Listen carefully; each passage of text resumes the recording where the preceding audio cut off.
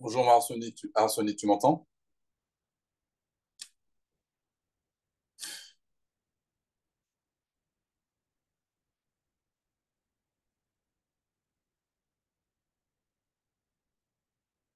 Bonjour,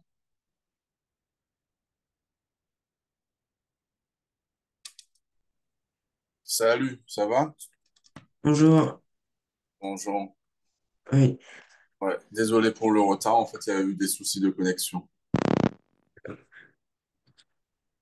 Ok, alors j'ai reçu les éléments hier, est-ce que tu peux me les repartager, s'il te plaît? On va faire l'exercice ensemble.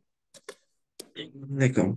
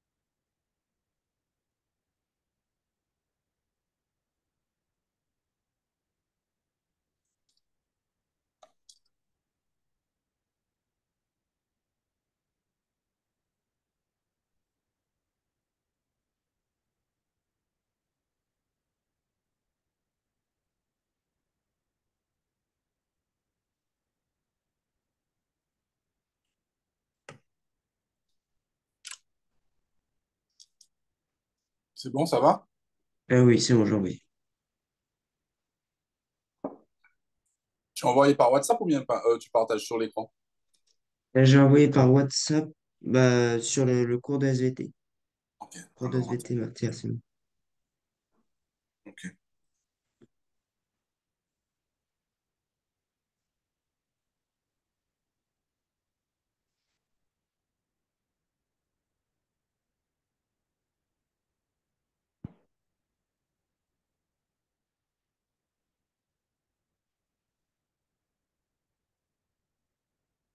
Alors l'exercice 1, on y va. Qu'est-ce que tu as mis comme réponse? Tu as déjà fait l'exercice? Non, justement, voilà, en Ok, fait, on va le c'est faire. un DM que je dois faire. D'accord. Euh, et du coup, ce serait bien du coup, pour avoir une bonne note, de faire avec vous. Ok, pas de souci. Euh, Ok.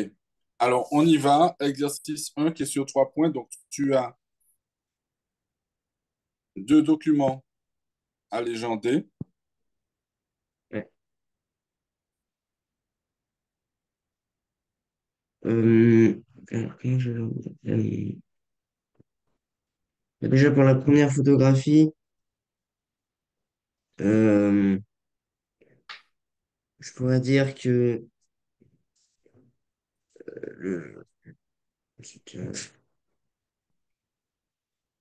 le, le, la partie blanche, enfin les sortes de ronds blancs, limite donc la cellule, c'est la cellule à l'intérieur. Donc, tu as une cellule, en effet, et tu vois différentes parties. Tu vois le noyau, Voilà, le noyau. le cytoplasme et la membrane cytoplasmique. La membrane cytoplasmique, c'est le rond blanc. Enfin, ouais. Attends. Sur le, Non, c'est quoi la... la membrane cytoplasmique, c'est la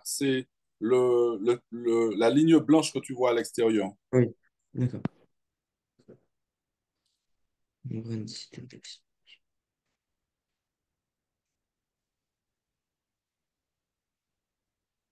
Donc, à l'intérieur, il y a le noyau, c'est ça? Oui, Donc, le parti foncé. Et donc, le cytoplasme, c'est ce qui est entre la membrane cytoplasmique et le noyau. exact. D'accord.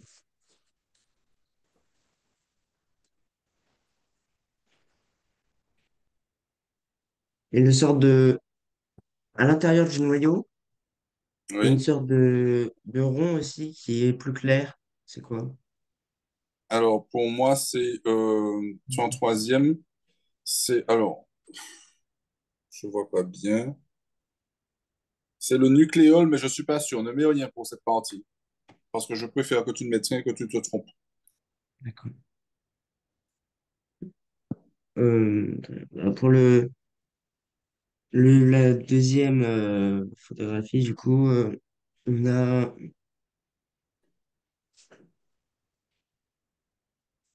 donc là en gros la grande partie, c'est le noyau. Mhm.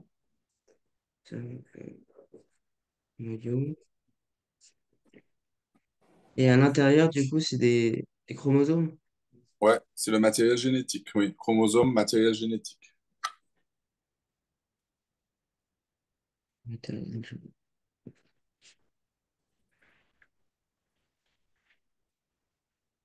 D'accord. Ça, c'est tout le noyau, ce qu'on voit. Oui, D'accord. Non, attendez. Euh, bon. On peut passer à l'exercice 2. Donc, l'exercice 2, on nous dit que, en fait, ils ont trouvé de l'ADN sur le corps de Monsieur Lenoir, donc, qui a été tué. Donc, cet ADN, enfin, il faut chercher, en fonction de cet ADN, le coupable. Donc, si vous pourriez m'expliquer un peu comment on peut faire déjà. alors, honnêtement, j'ai lu l'exercice, je l'ai trouvé tellement bizarre.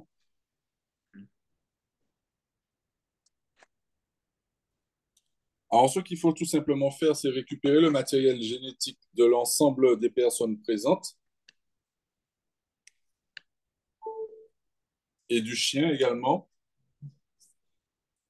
et le comparer au sang, tout simplement, le mat- le, et le comparer. Attends, je ne vais pas te dire de bêtises. Deux types tâches. Type tâche complexe qui a tué le. Il s'est défendu et la police certifie capitale de police appartenant au coupable. En plus de la victime. Alors, ce qu'il faudra faire, c'est récupérer le matériel génétique de chaque suspect, y compris le chien, et comparer aux cellules trouvées. Euh, d'accord. Mais on D'accord? nous Donc, ce que je dit, te. oui, oui, mais ce Vas-y. qu'on nous dit également, c'est que les analyses ont été faites dans des laboratoires différents et que donc, je ne me souviens plus où c'était écrit, mais que donc, on ne peut pas tenir compte de la taille des chromosomes. On ne peut pas tenir compte de la taille des chromosomes. Oui. Voilà, voilà, c'est écrit donc, sur la quatrième page. Important, les analyses de cellules retrouvées sur la scène de crime et de celles qui ont été prélevées chez les suspects n'ont pas été effectuées dans les mêmes laboratoires. Les différences de format ne sont donc pas significatives. Différence de format. Ok, pas de souci. D'accord, j'ai compris. En fait, ce qu'il faudra faire, c'est-à-dire qu'en fait, il ne faut pas tenir compte des différents types de formats. Il faudra tout simplement comparer le matériel génétique qui a été trouvé sur la victime avec les analyses qui ont été réalisées dans les différents laboratoires sur l'ensemble des suspects. Et avec cette comparaison, on va pouvoir identifier la personne qui a tué la victime. OK? D'accord. Je te laisse faire ta Euh, rédaction un petit oui, oui, moment. mais juste, j'avais une autre question. C'est que il y a, côté des chromosomes donc, trouvés sur la scène de crime, enfin, à côté du karyotype trouvé sur la scène de crime, il y a écrit hématie correspondant à un phénotype rhésus positif. En dessous, D'accord. il y a je sais pas, une sorte de schéma bizarre. pas très bien compris ce que c'est. J'ai pas compris. Donc, je pourrais envoyer la photo, mais Non, répète ce que tu as dit. C'est bon. Répète juste. euh, donc à droite, sur la troisième page, de, comment dire, du matériel génétique trouvé sur la scène de crime, il y a écrit hématie correspondant à un phénotype Rhesus positif.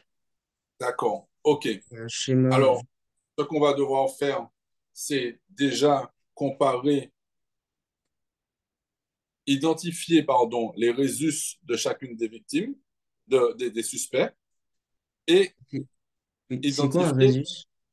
c'est le groupage sanguin. O+, B+, c'est le groupage Hmm, sanguin. d'accord. Je sais pas. OK? Donc, Ok. on va rechercher les différents résus des différents suspects et ça va nous permettre d'éliminer certains suspects. Tous les suspects qui ont un résus négatif. D'accord? D'accord. OK. Et une fois Ah, qu'on donc aura, là, une fois ouais. qu'on aura, une fois qu'on aura identifié l'ensemble des résus positifs, on va pouvoir aller plus loin en essayant de trouver quel matériel génétique correspond à celui qui a été trouvé sur la victime. D'accord? D'accord. OK. Alors moi, ce que je te propose, en fait, c'est de faire ta rédaction Ok. et de me l'envoyer. D'accord? Voilà. Je te laisse la faire. Je te donne quoi, un quart d'heure? Oui, bah, j'essaie de faire le plus vite possible. Ouais, un OK, quart d'heure, c'est vrai. ça marche. OK. Je te laisse faire et tu reviens vers moi. OK? D'accord.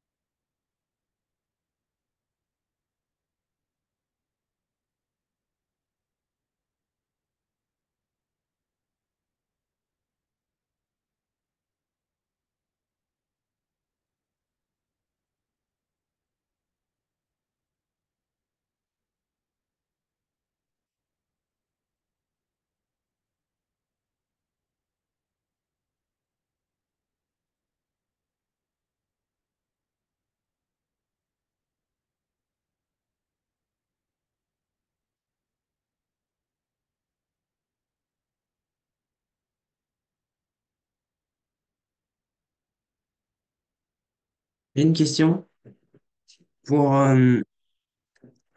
les hématies. Quand on a, par exemple, le chien, il a RH+ et RH-. Oui. Ça veut dire qu'il a un phénotype rhésus positif ou négatif? Il a un moins, un plus. Attends, je retourne sur le document, ça c'est bizarre ça. Attends. J'ai écrit allèle, RH+ et RH-, pour le chien et Dr. Olive.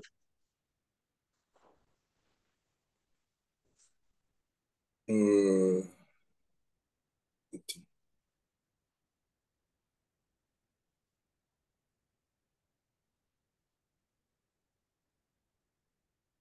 Il faut regarder, alors, attends. Qu'est-ce qu'il est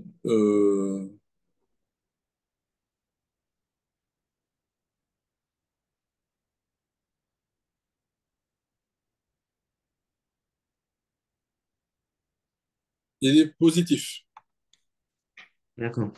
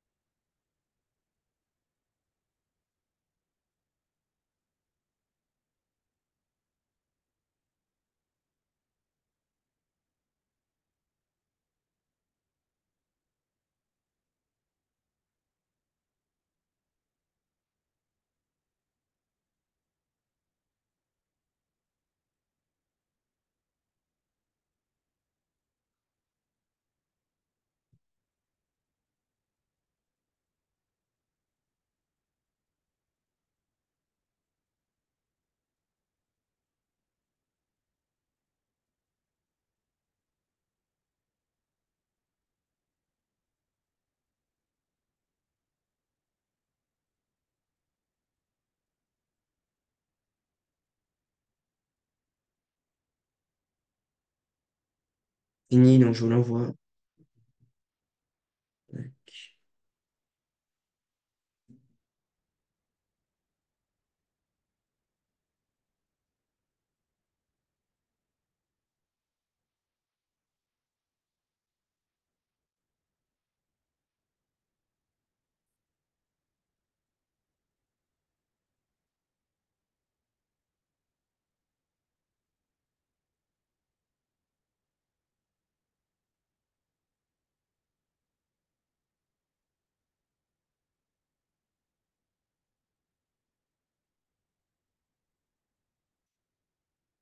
Tu m'entends? Oui, Ben, écoute, je vais te laisser, lis-moi ce que tu as écrit. d'accord. Sur la scène du crime, du matériel génétique inconnu a été retrouvé sur le corps de la victime. Nous avons pu rassembler le karyotype du coupable Alors, ainsi. attends. Avant de commencer, en fait, il serait souhaitable que tu rappelles la situation. D'accord? Un corps a été découvert et tout, il est à temps de suspect. Et là, après, tu mets du sang a été retrouvé. OK? D'accord. Je te laisse corriger. Ouais.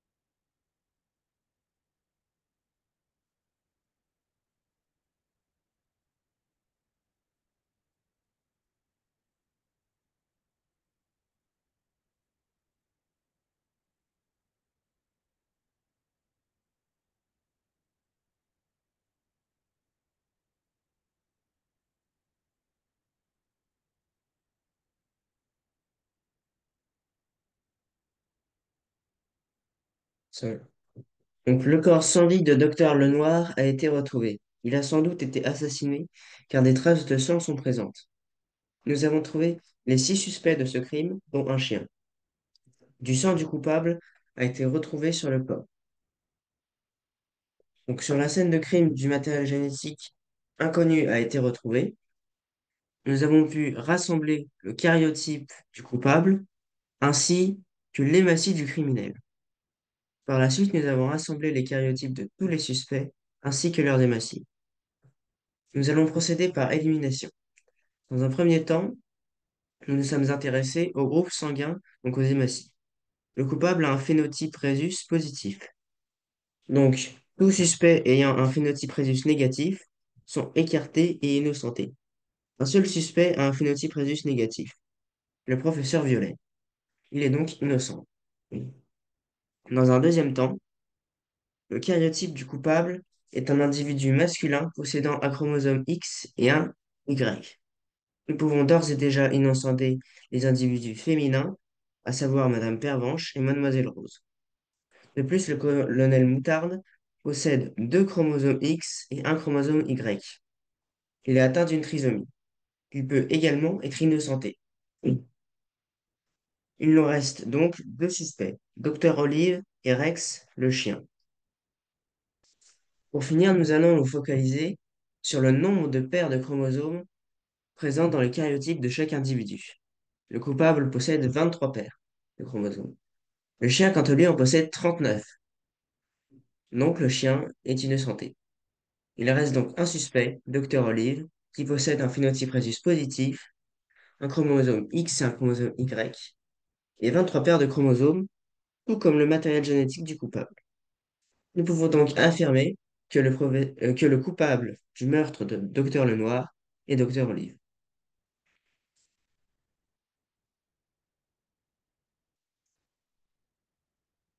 Votre micro est coupé.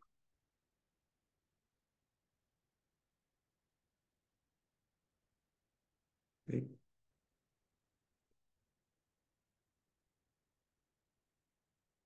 Allô.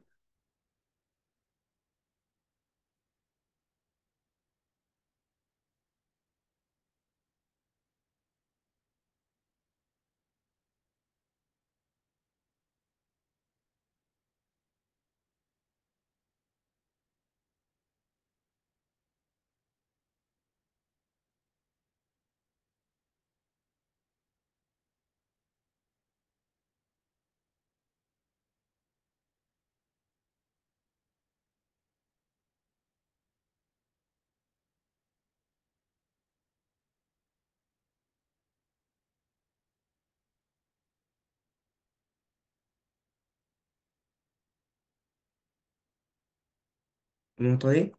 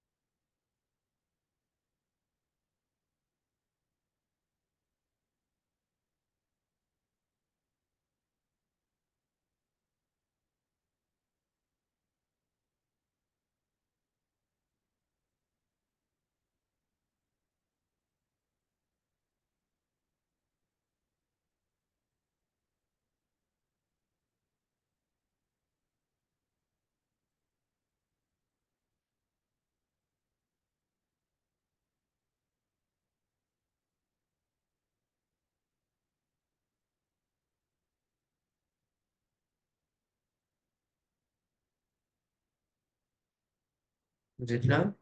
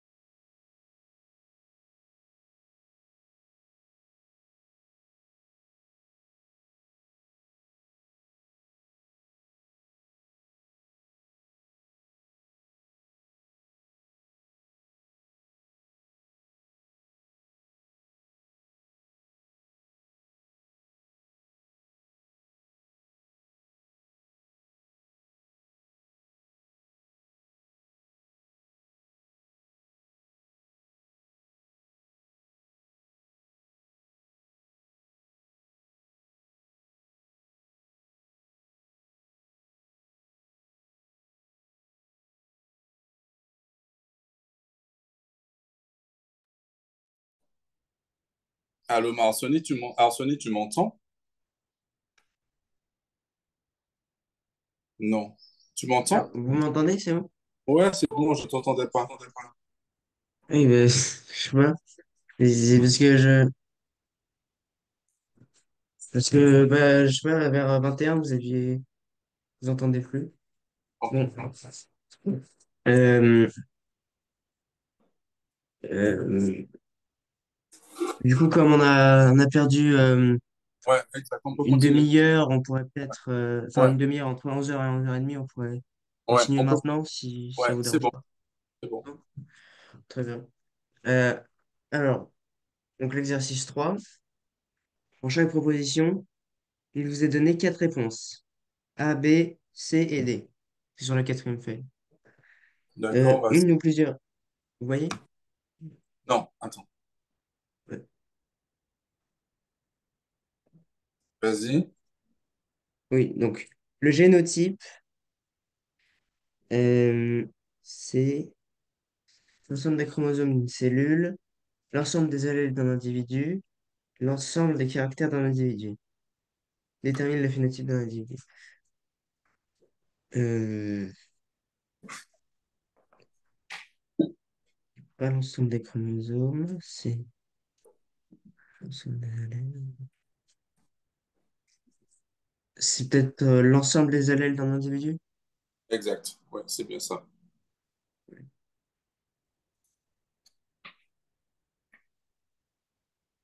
Un gène est un chromosome, est une portion d'ADN, détermine le caractère héréditaire, occupe la même position sur les deux chromosomes d'une même paire.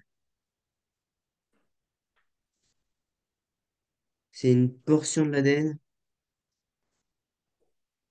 Oui, c'est bon.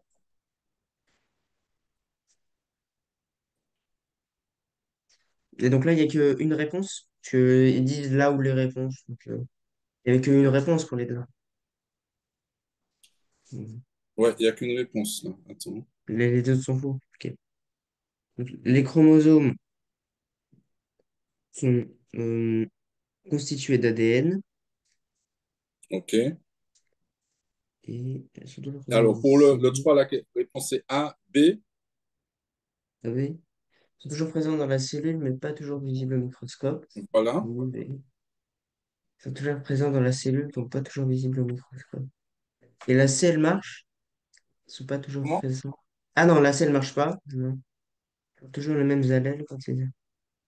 Est-ce que la D, pour les chromosomes, porte toujours les mêmes allèles quand ils appartiennent à la même paire? C'est vrai ou Non. pas? C'est bon. D'accord. Le karyotype d'une cellule de peau humaine comporte 23. Non, d'une C'est cellule de 3 peau paires, hein. humaine. C'est 3 paires, donc c'est 46. C'est 46, oui. D'accord. Donc c'est uniquement la réponse B. D'accord. Et D diffère selon le sexe de l'individu également, par rapport Comment? à la 23. C'est B et D. BD? Oui. D'accord. Ok. Euh, et pourquoi ils diffèrent selon le sexe de l'individu? Parce que Parce que la dans un... troisième paire, Y, il y a XX et XY pour le sexe féminin et le sexe masculin. Ouais, mais du coup, ça fait dans tous les cas 46 chromosomes. Oui, oui, ça fait toujours. Mais le karyotype est différent. On parle du nombre et du Ah, karyotype. d'accord. Ok. Oui, ça. Euh, exercice suivant. Soit A1 et A2, deux allèles du gène A, et B1 et B2, deux allèles du gène B. Trouvez les façons correctes d'écrire les contenus. Trouvez les façons correctes d'écrire les contenus. Alors, j'y vais. Juste, je réponds pour dire que tout va bien. Euh, donc, trouvez les façons correctes d'écrire les contenus en allèle d'une cellule un individu possédant A1, A2, B1, B2. Sachant qu'on ne sait pas sur quel chromosome, représenté par les traits verticaux, sont situés les gènes A et B. Gène A.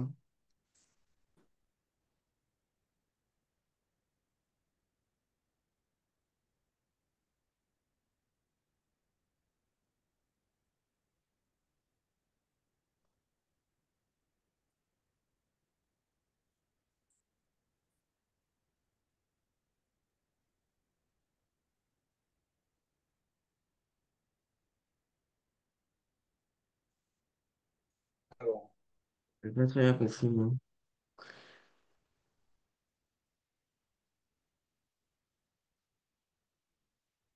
il n'est pas simple cet exercice et j'ai un peu de mal en fait avec cette partie. Attends. Hmm. Euh,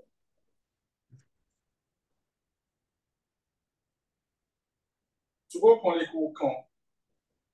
Comment? Alors, pour... Votre... Attends. Oui. A1 et A2, deux allèles du gène 1. Trouvez la façon correcte d'écrire les contenus en allèle d'une cellule possédant A1, A2, B1, sachant qu'on ne sait pas sur quel chromosome sont situés les gènes A et B. Putain, il est mal dit l'exercice. Alors, pour cette partie, je vais me renseigner parce que j'ai eu un souci et je vais t'envoyer la réponse par WhatsApp. D'accord? C'est pour lundi. Comment? C'est pour lundi. C'est pour... J'ai pas C'est compris. pour, c'est pour lundi, l'exercice. Tu C'est m'entends? pour... Oui, oui, bah c'est pour... On l'a demandé pour le samedi, pas le prochain, mais de la semaine après. D'accord, je vais te donner la réponse. On va essayer de refaire le point dessus. D'accord? D'accord. Ok,